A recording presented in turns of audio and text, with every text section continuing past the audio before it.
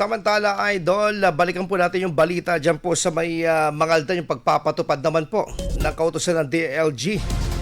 Ito po sa malawakan po na pagpapatupad po nito at pagpapalawig ng lokal na ordinansa bilang tugon po yan sa kautusan po ng Department of Interior and Local Government or DILG.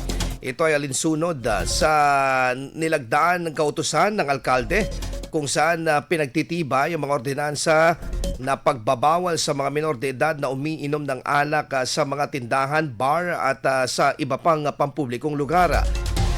Pinalalawig din ang curfew mula alas 10 ng gabi hanggang alas 4 ng madaling araw para sa mga minor de edad. Bukod dito, mahigpit din na aniyang babantayan ang operasyon ng mga folk houses, music lounges at saka yung video okay at mga karaoke bars, pati na rin ang mga eateries at restaurants sa may mga video okay o karaoke sa buong bayan. Babala naman ng pamahalaan ang karampatang parusa para sa sino mang lalabag sa mga naturang batas. Kaugnay nito, hinimok naman ng Sangguniang Bayan ang mga punong barangay na agad ipatupad ang kautusan sa kanilang mga nasasakupan. IFM News. IFM News. IFM.